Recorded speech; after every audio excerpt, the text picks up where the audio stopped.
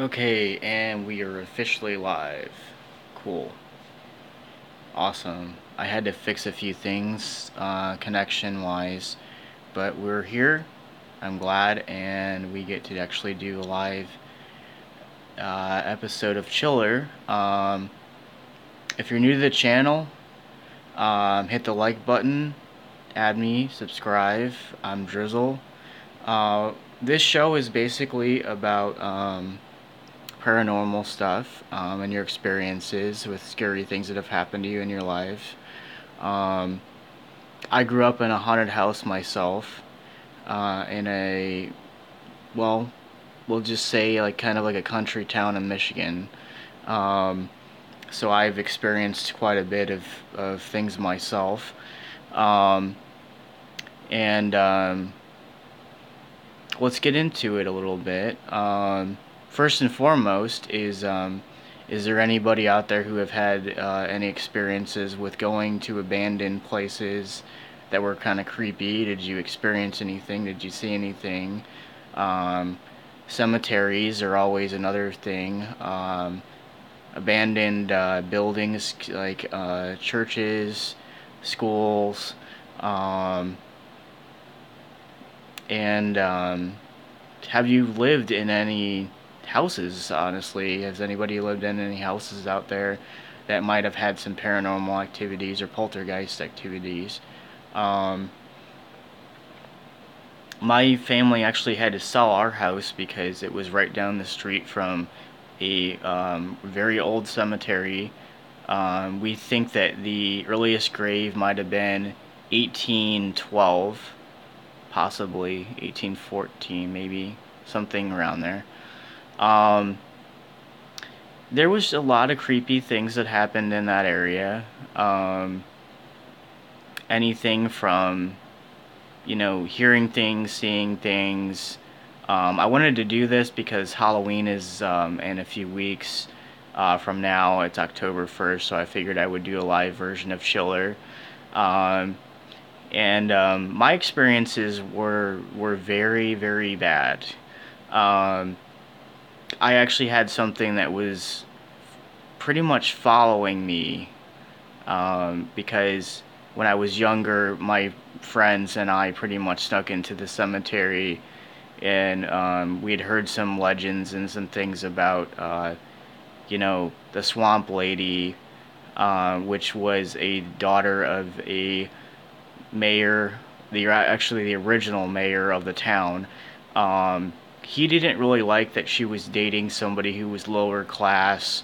They were apparently were going to get married, and he flipped out, and so he basically killed her and said, "Well, I don't want people knowing about this." So then he just dumped her body basically in the swamp. Um, and then there was the fact that that town also had a lot of people, going out west, um, out to the Oregon, uh, and California for the gold rush.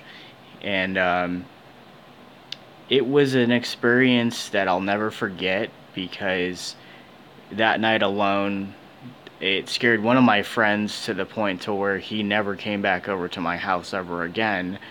Um, I mean, I had things happen where I would get woken up in the middle of the night because something had followed me, and it would, do stuff like levitate things, break like things off the walls. There would be like scratch marks on my arm and stuff like that when I would wake up in the morning. I would hear like voices. Um, it was just not a very good experience, honestly. Um, and my mother actually had an experience too, where this thing um, was trying to get her to go into basically this closet area that was a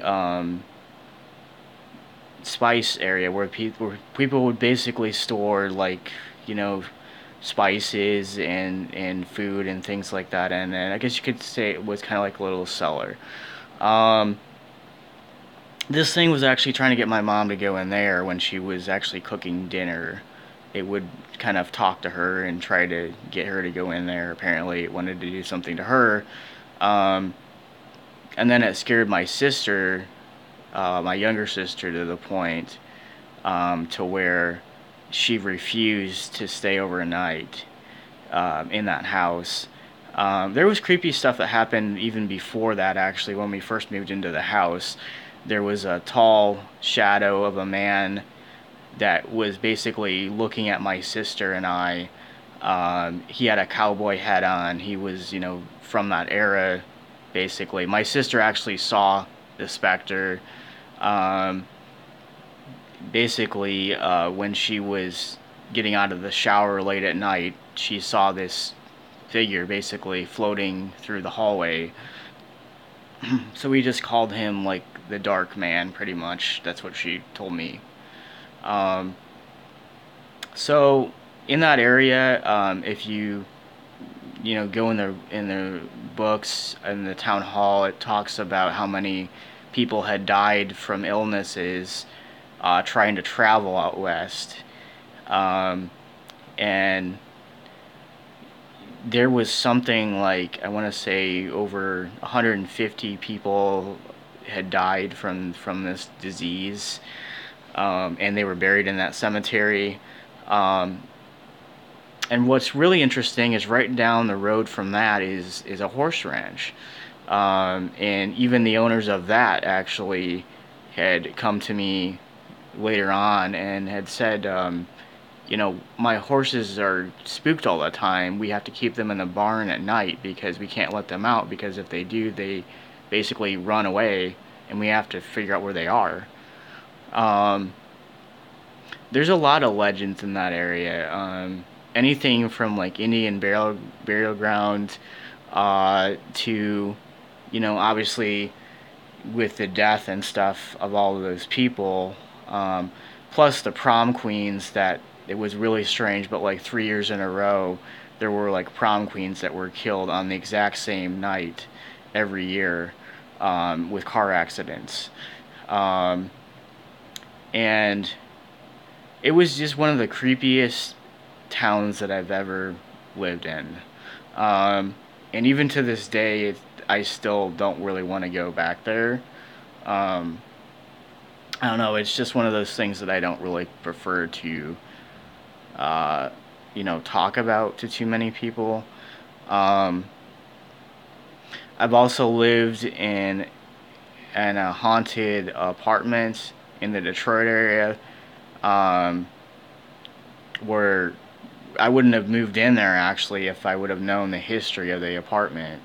Um, there was people who were actually murdered by the father. He basically wigged out, um, telling basically the police department that he was hearing voices basically telling him, to commit crimes. Very similar, I guess you could kind of say, to like Amityville, kind of. Um, I would have never moved into that apartment if I would have known that, because as soon as I lived in there with my roommate, um, weird stuff started happening. The lights would flash on and off. The faucets would start turning on and off on their own. Um, we would hear voices.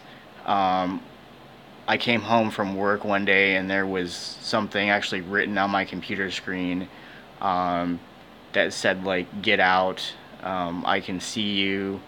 I don't want you here."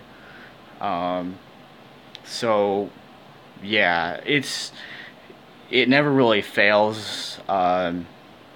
Plus, I had a really crazy girlfriend in the past who was into like voodoo, and I really feel like she put some type of curse or hex on me, because the whole time she was here, like bad things started happening. I had a hot water heater blow up and flood my apartment. Um, I mean, it was just bad juju vibes. Like, I also found some stuff that she had left here, like some books, a cloak, weird voodoo stuff. I threw it all out. I'm not into that stuff. I think it's freaking creepy as hell. Um, but there was something quite not right about her. Um, Now, I had known this person for almost 10 years, and she was never like that when I first met her, but then she started hanging out with somebody who was originally from Haiti, and they started, going to these stores and buying, weird stuff, and that's when things started to get really bad. Um, why do I think that I had some type of a curse on me? Because the energy of this place that I live in um, it's just all over the place. Um, it was just one bad thing after another. I mean, whether it was something wrong in the house, whether it was finances, um, me getting sick. Um, so yes, I fully believe that she had some form of doing in that.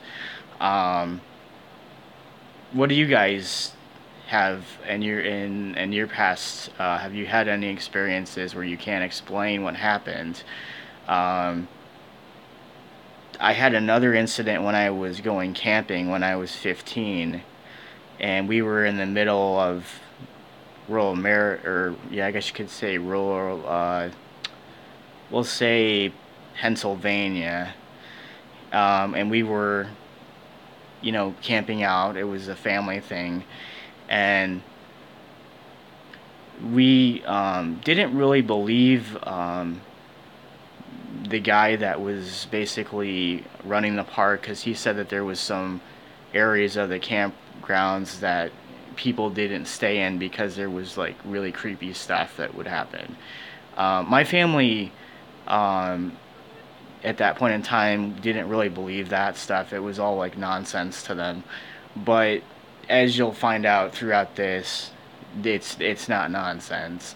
Um, for example, the first night when we were there, um, we could not get our tents, um, built because every time that we tried to nail them into the ground, um, the equipment would just fall directly apart on the ground. Finally, we actually had to like physically um, not only nail them but like put ropes around them to keep the tents up. Um, the other thing that was really strange was in that area of the park, that was the only area where it was like a huge wooded area and there's trails everywhere. Um, and there was hardly anybody else around us. We couldn't figure that out either. Um, Nobody could really sleep either because we kept getting woken up by screaming and sounds and weird, noises and stuff from the forest. Um, the other thing that happened that was kind of strange was we had went off to go fishing early in the morning. We came back and our tents again were just totally demolished. They were just like thrown all over. All the equipment was all over the ground. Um, Nobody else was around the area. We even asked like the people in the office of the campground. Did anybody go back to our area? They said no. Um, there was a shower area that I didn't really feel comfortable going into by myself, so my cousin and I would basically kind of watch each other, um, basically to make sure nothing would happen, which it did, because the campground was very old and so you couldn't really physically lock the doors.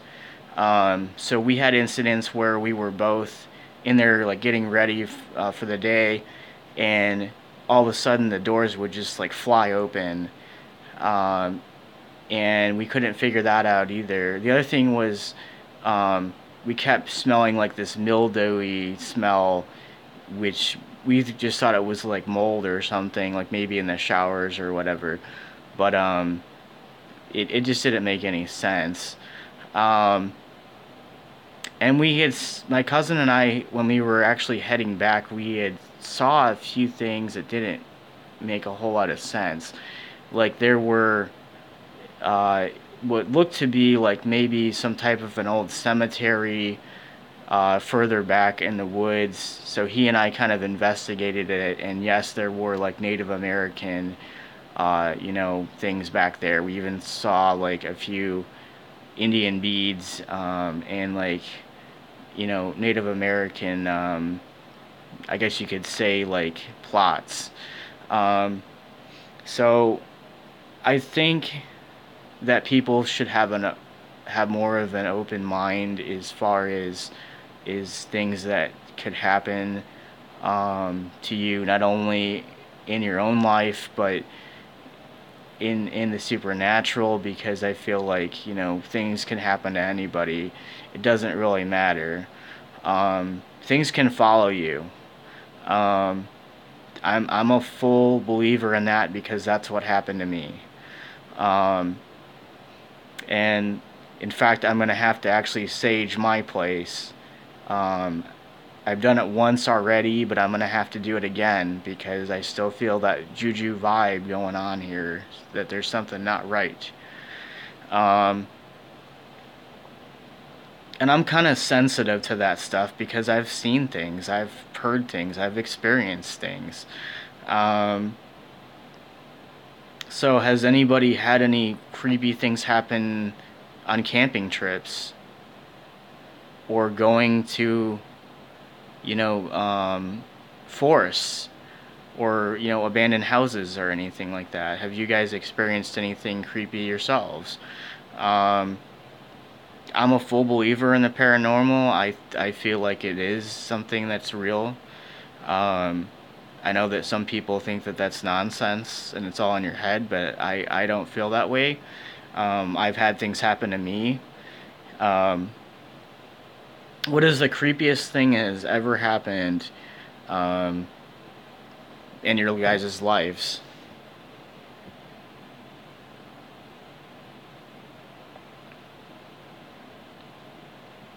Let me think. Let me think of some places in my lifetime that Um, I went into an abandoned psych hospital in Kalamazoo, Michigan. The reason why it was abandoned was because in the 1980s they were mistreating their patients, and they got closed down because there was a lot of patients that basically had died because they weren't taking care of them. That was one of the most scariest experiences I had, was going in there with a former friend when I was living there. They actually pretty much warned people not to go there. Um, and it was Halloween, and my friend and I were like, oh, we're bored, there's nothing to do. So we looked on the web and we figured out, okay, this place looks kind of cool. Grabbed some flashlights. Uh, this is long before there was Android phones, actually, so we just had flip phones, which did not work in the abandoned psych hospital. Um, and it had even said on the internet that that was one of the most haunted places in the city. Um,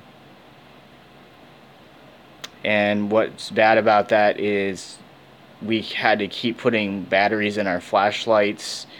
We had issues with our walkie-talkies. Our phones didn't work right. We ended up getting separated actually in that building. I ended up on the higher levels and she was on the lower levels. And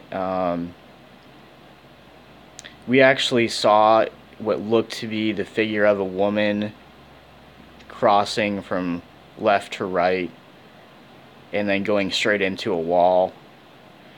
Um, we kept hearing what to be like people crying,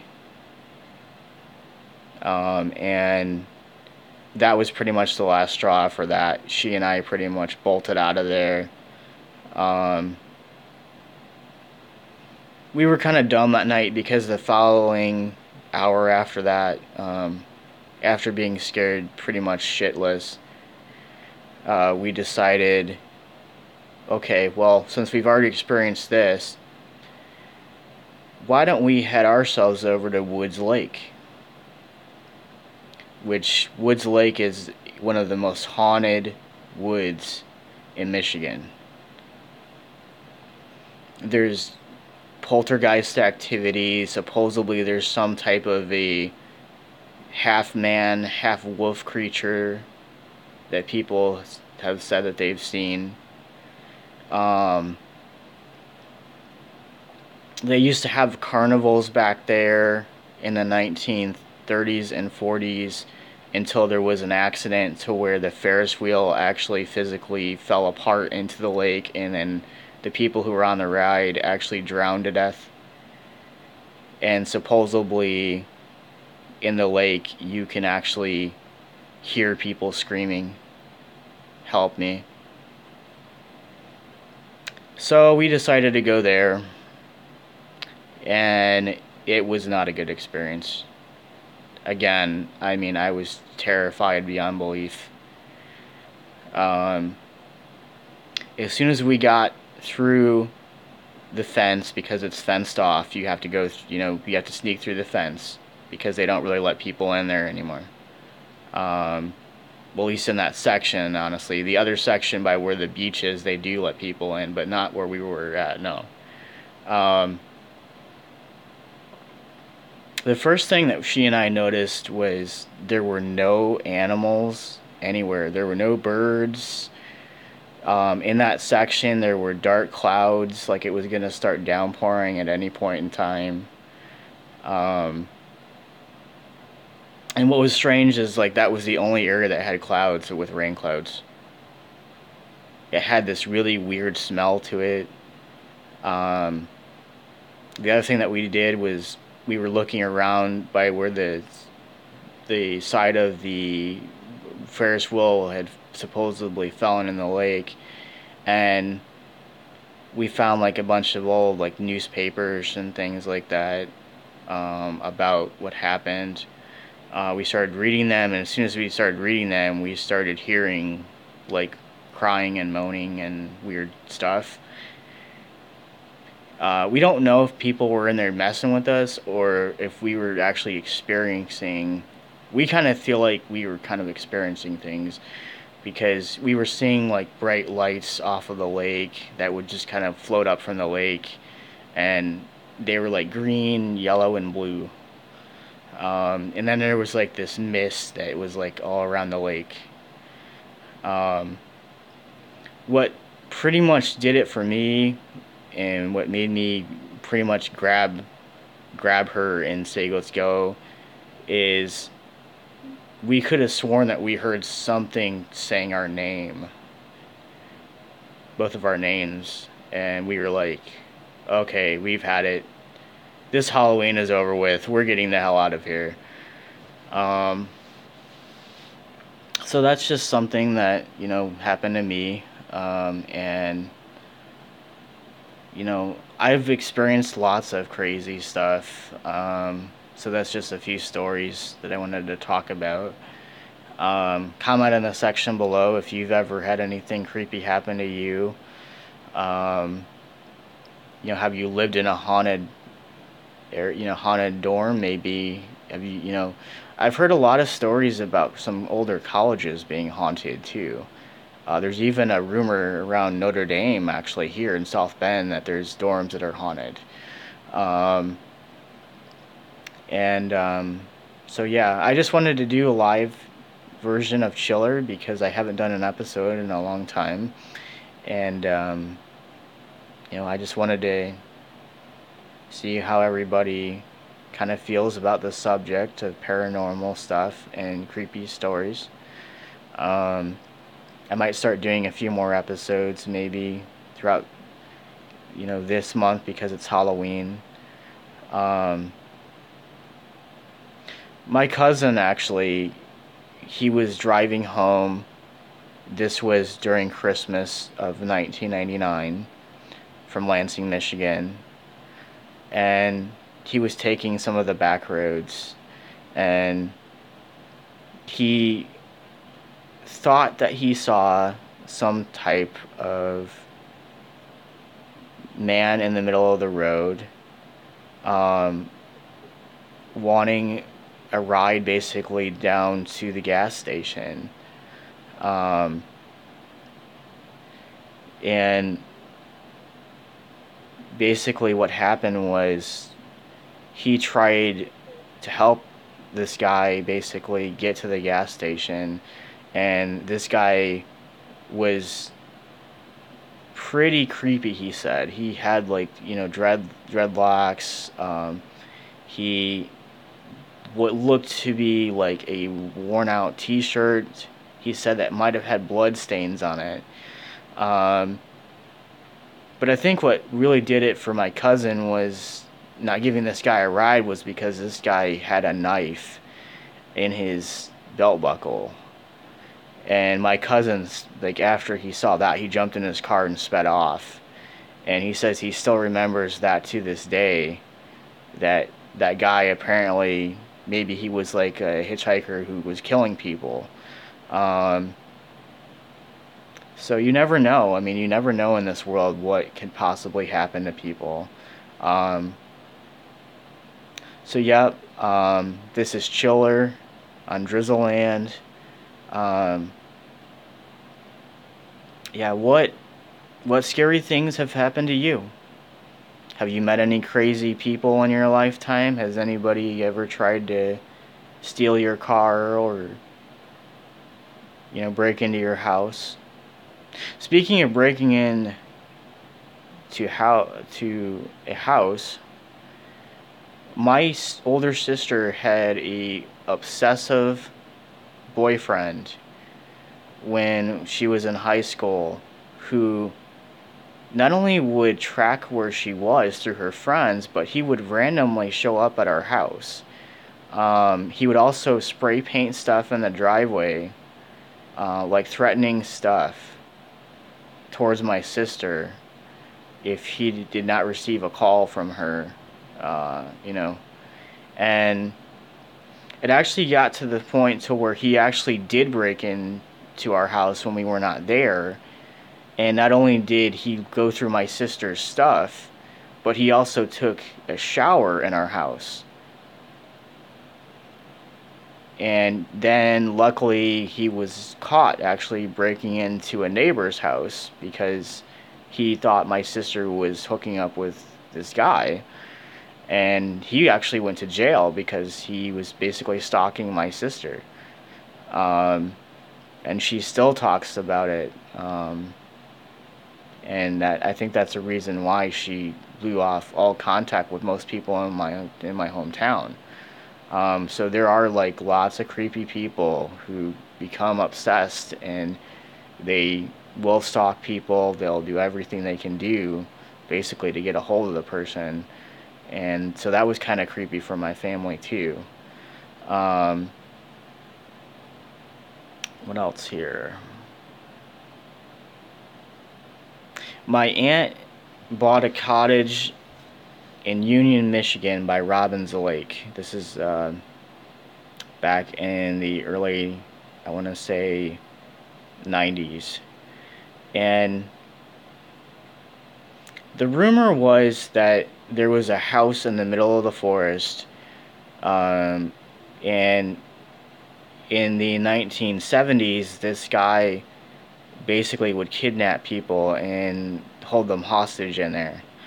Um, and there was lots of like missing person things like all over pretty much of young girls. Eventually they ended up finding this house, and yes, this guy was killing these girls, because when they opened up the house they found like all their stuff. Like we're talking about like jewelry, clothes, letters that they had written to their families that he was supposed to give, um, you know, uh, to the families to let them know that they were still alive and things like that. It was really creepy. Um, what I remember is when I was younger, staying in the cottage, and the area just didn't feel right to me. It felt like something wasn't the vibe wasn't good. Um, and that was another situation to where I think that there might have been some type of a poltergeist or something in my aunt's house, because things would magically just fall off the walls. There was a chair that was thrown against the wall and broke. This was actually during like Christmas when we were there. Um, yeah, it was just a really creepy situation. Um, the other thing that was kind of creepy too was the lake, because there was only like 3 people who had boats, and nobody else would go swimming in the lake. So we couldn't figure that out either. So yep, this is an episode of Chiller live stream. Um, I just wanted to see what everybody thinks about the paranormal. And I'm going to be getting off here in a few minutes. But hit the like button, add me, subscribe, comment below. Tell me your stories. If you've had any creepy things happen to you in your lives, or if anything that you've seen, places you've been. Yeah. And remember,